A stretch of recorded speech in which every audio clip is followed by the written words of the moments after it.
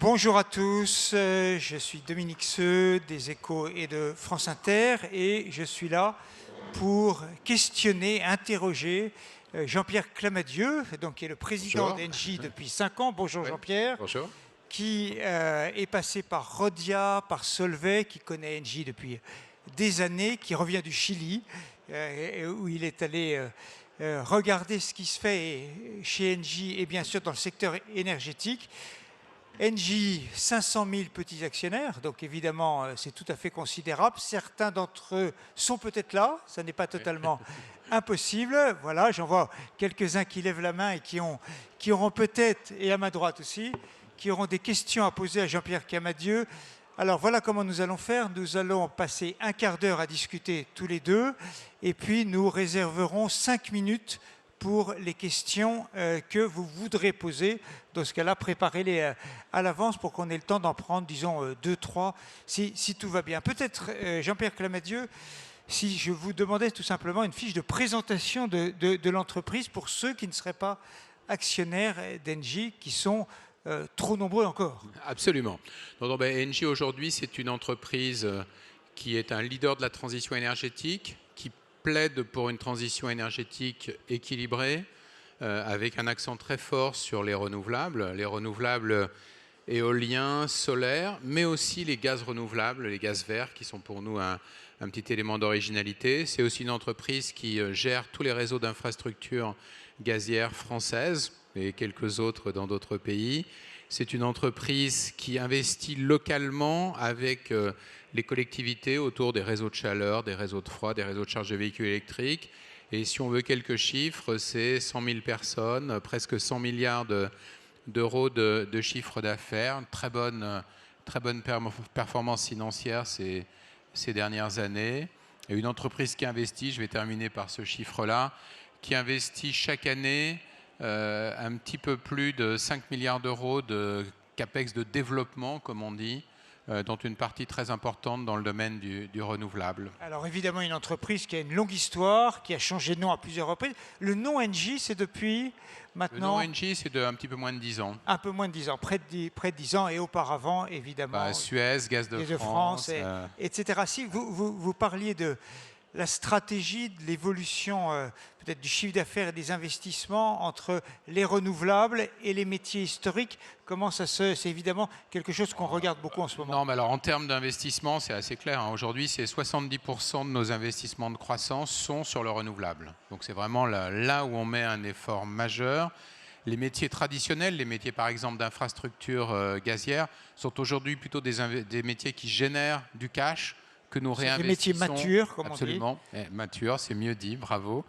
Et qui génèrent le cash que nous réinvestissons sur le développement du renouvelable. Mais en termes de capacité, si on parle en gigawatts, comment ça se répartit et quel est l'horizon? Alors je ne sais pas si c'est 2025, 2030, 2050, pour qu'on visualise bien.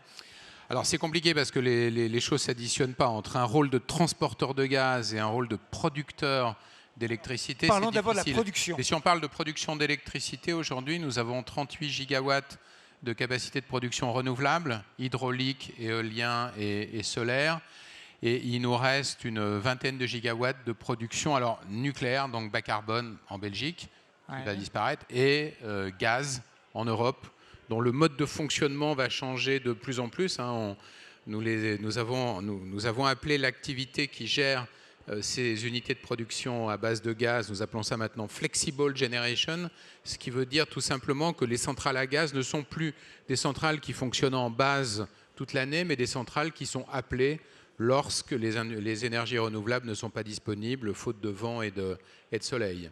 Et donc sur la capacité électrique, nous sommes vraiment dans une phase de très très forte transformation et nous nous sommes donné un objectif d'être net zéro, pardon du jargon franco-anglais, mais net zéro en 2045, ce qui veut dire qu'en 2045, le groupe n'aura plus d'émissions résiduelles.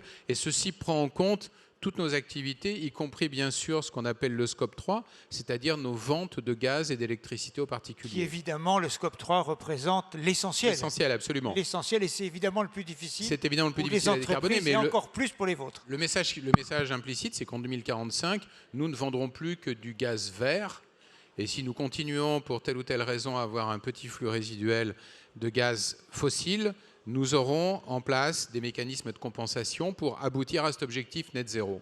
Alors, il y a un sujet évidemment qui intéresse tout le monde de très près, c'est le prix du gaz, la façon dont le prix du gaz va évoluer. Évidemment, depuis le 22 février 2022, les choses sont un petit peu différentes.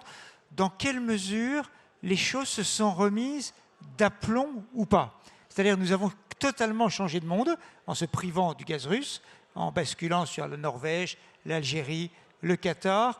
Comment est-ce que les choses se sont réorganisées pour une entreprise comme Engie? Alors exactement comme vous dites, hein, c'est effectivement quand on regarde l'Europe, parce que je crois que c'est ça qui est pertinent, nous avons la chance en Europe d'avoir des réseaux et des réglementations qui permettent un véritable marché européen. Donc les volumes de gaz bougent au sein de l'Europe. La dynamique depuis la crise ukrainienne, c'est effectivement un arrêt aujourd'hui presque complet des importations de gaz russe, le gaz qui venait par gazoduc qui arrivait en France après avoir traversé l'Allemagne, et le remplacement par du gaz norvégien qui vient lui aussi par gazoduc, et de plus en plus de GNL, de gaz naturel liquéfié, qui vient essentiellement des États-Unis et un petit peu du Qatar. Donc ça, c'est le changement. Donc pour Engie, ça veut dire quoi? Ça veut dire que les flux de gaz chez Engie allaient plutôt de l'Est vers l'Ouest. Le gaz arrivait par la frontière allemande et puis irriguait le territoire.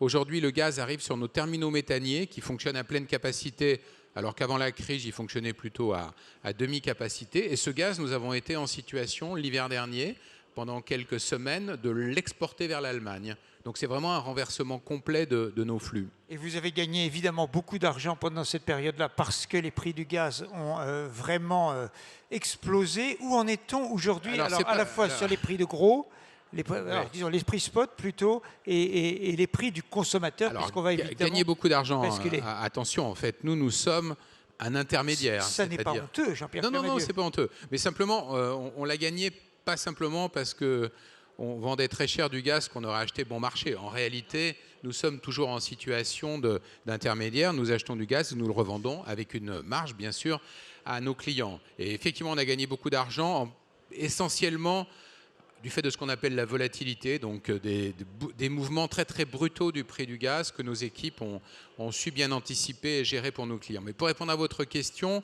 où est-ce qu'on en est? On n'est pas revenu à la situation d'avant la guerre, hein, loin s'en faut.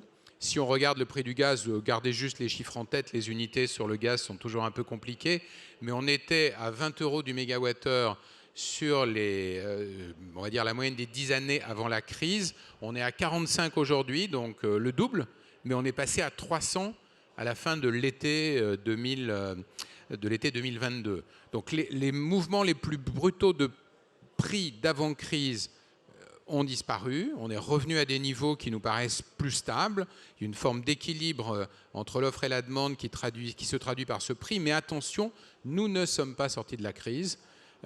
S'il y avait demain des difficultés ici ou là, un problème géopolitique, une infrastructure gazière qui pour une raison ou pour une autre ne fonctionne plus, on a vu ce qui est arrivé à Nord Stream 1 ou 2, nous aurions à nouveau un impact sur les prix.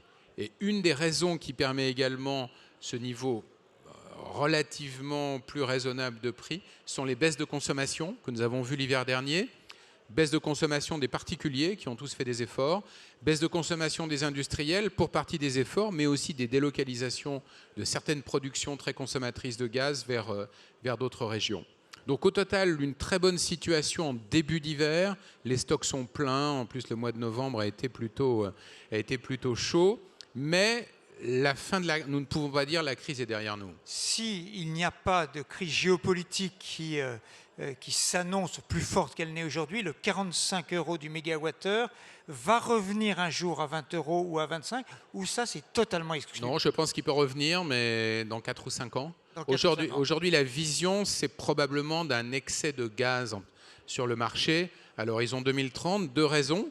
Les efforts de décarbonation qu'on fait tous, donc moins de gaz consommé, et puis les producteurs de gaz. Le gaz est très, très fortement disponible dans le monde. En revanche, c'est les unités qui permettent de liquéfier ce gaz pour pouvoir le transporter qui, elles, constituent une forme de goulot d'étranglement.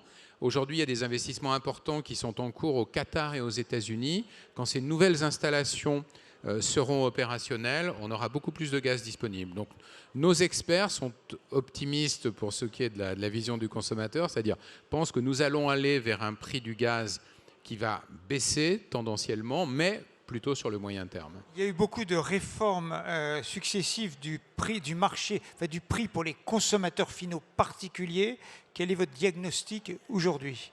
Alors effectivement, c'est très compliqué et très différent d'un pays à un autre, mais ce qui a été fait en France, c'est la mise en place de plafonds qui ont concerné tous ceux qui avaient des contrats d'achat de gaz à ce qu'on appelait le tarif régulé, l'ancien tarif Gaz de France, qui entre nous était tout sauf un tarif stable, puisqu'il était révisé tous les mois pour tenir compte du coût d'importation par Gaz de France. Donc aujourd'hui, ce bouclier tarifaire, il est derrière nous, y compris parce que le prix du gaz est redescendu en deçà du niveau de ce bouclier. Aujourd'hui, il y a des offres de marché qui permettent d'obtenir du gaz à prix fixe sur des durées de 2 ou 3 ans. Je pense que sur le gaz, on a une situation qui est probablement celle qui va prévaloir pour les prochaines années. Sur l'électricité, c'est un petit peu différent. Est-ce que vous encouragez tous ceux qui sont là à poursuivre les économies d'énergie? Parce que c'est un peu paradoxal. Vous êtes presque un dévendeur de gaz, au fond. Alors, je ne dirais pas qu'on est un dévendeur, mais je pense qu'on a une vision. À la publicité qu'on a vue à la télévision sur à la demande de l'ADEME.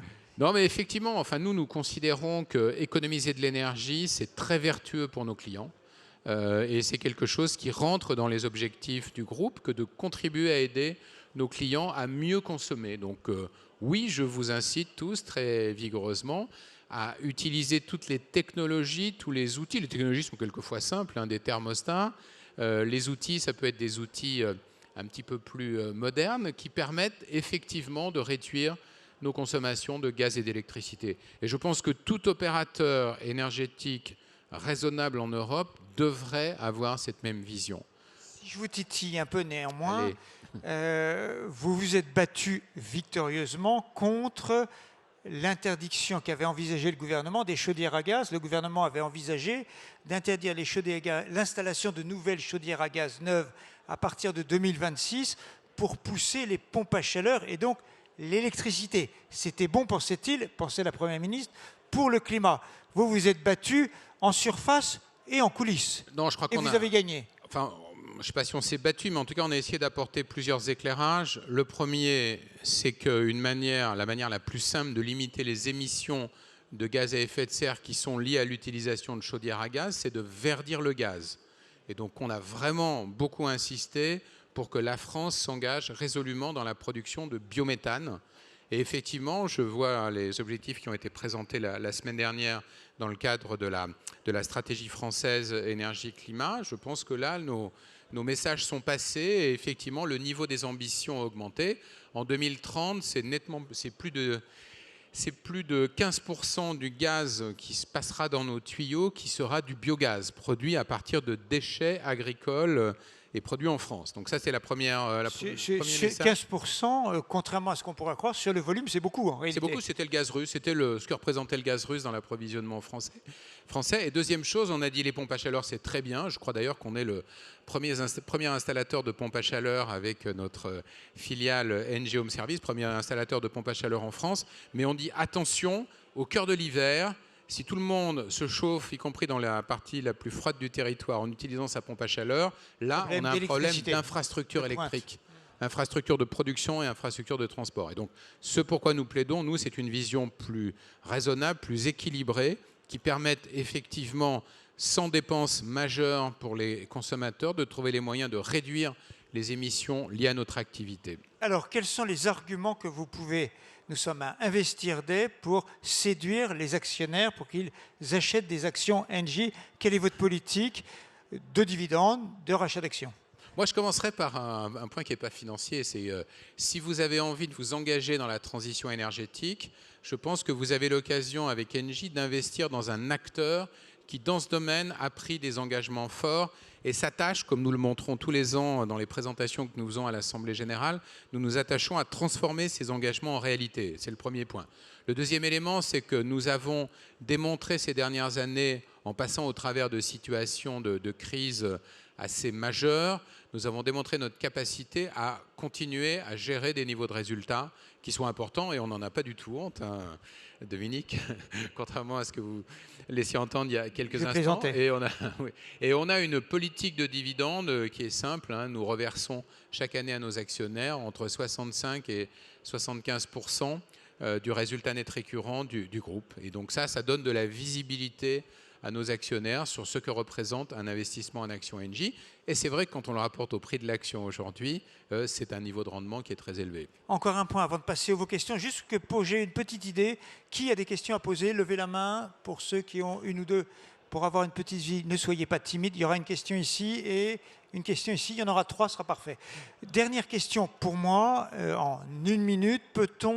Y a-t-il un interstice d'optimisme avant la COP28 où ça va être très compliqué, il ne faut pas en attendre grand-chose? Bon, avant les COP, et vous le savez, il y a toujours un vent de pessimisme, de doute, et puis on est dans un environnement international qui est très complexe. Et je dois préciser que vous y allez.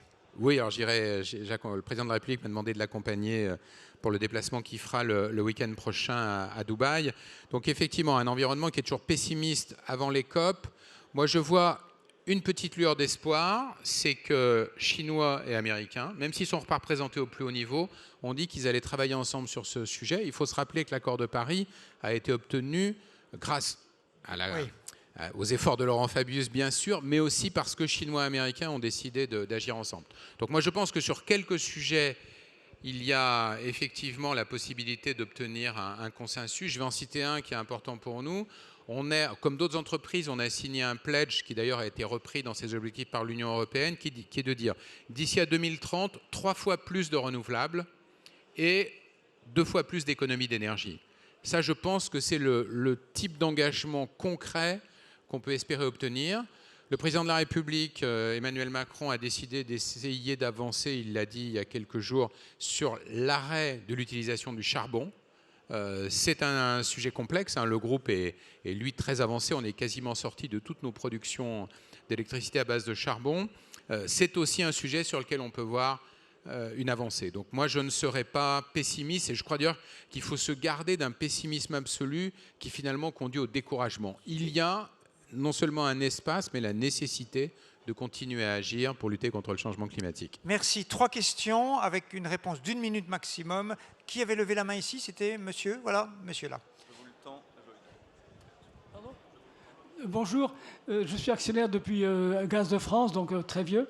Et j'approuve tout à fait ce que fait Engie en matière de minimisation du CO2. Mais en même temps, moi, je souhaiterais qu'Engie soit aussi leader dans l'adaptation à l'augmentation de température qu'on aura de toute façon.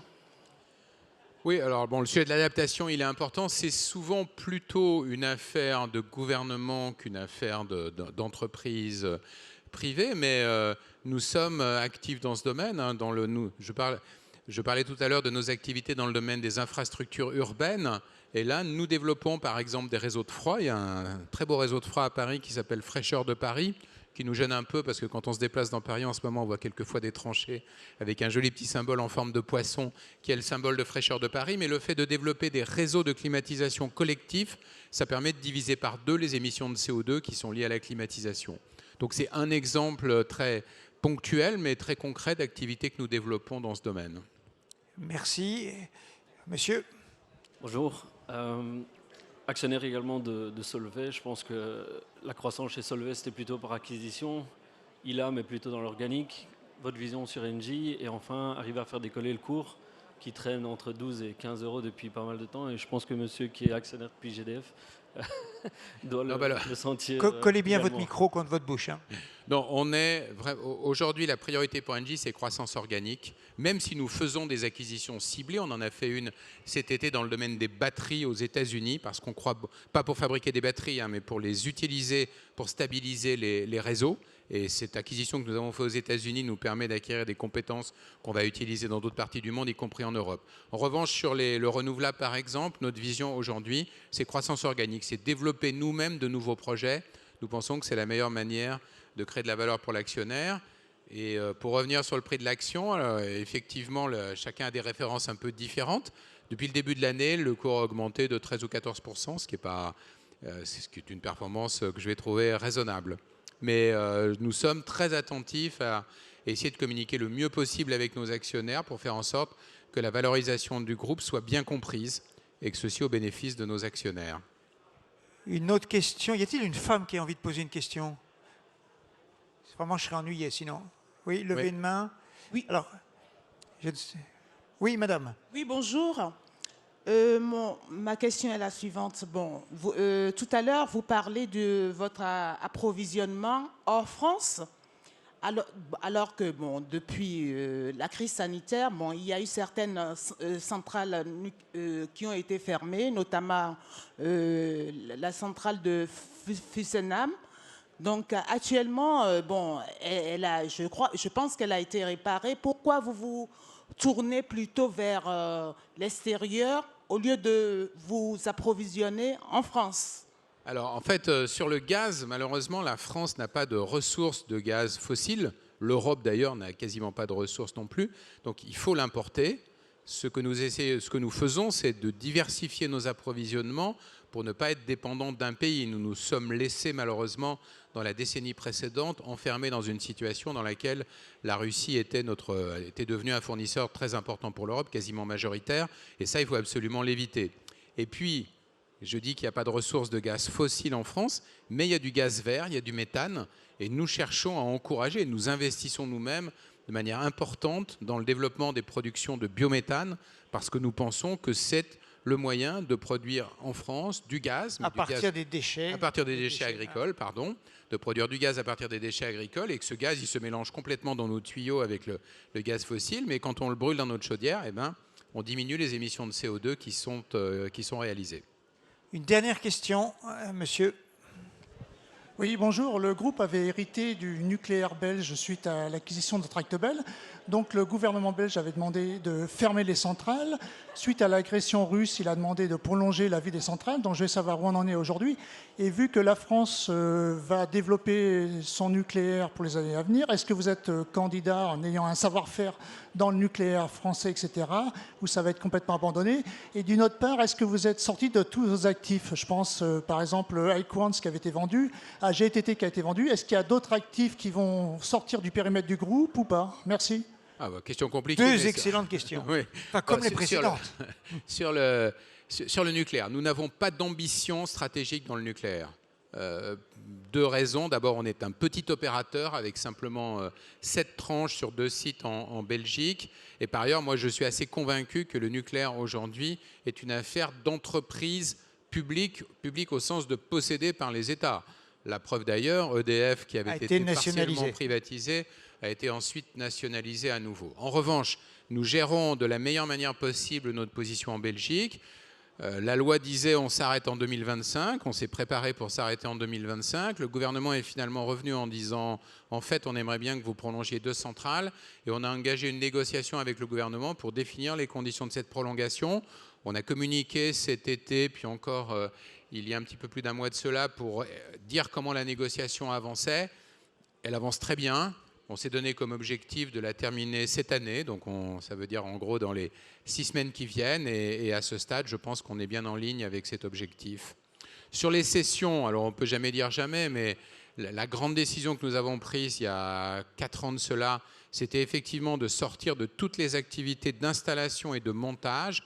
C'était Equans a été vendu dans de très bonnes conditions à Bouygues. On a fait un certain nombre de cessions d'entités plus petites, mais toujours dans cette logique d'être bien en ligne avec les 4 métiers qui sont les nôtres aujourd'hui: les renouvelables, la génération flexible, les infrastructures gazières et les infrastructures énergétiques des collectivités locales. Je ne vois plus de grandes cessions qui s'inscriraient dans ce plan pour l'avenir. Le travail a été fait. Merci, c'était véritablement passionnant. On aurait pu continuer assez longtemps. Merci Jean-Pierre Clamadieu, merci à vous de l'avoir écouté.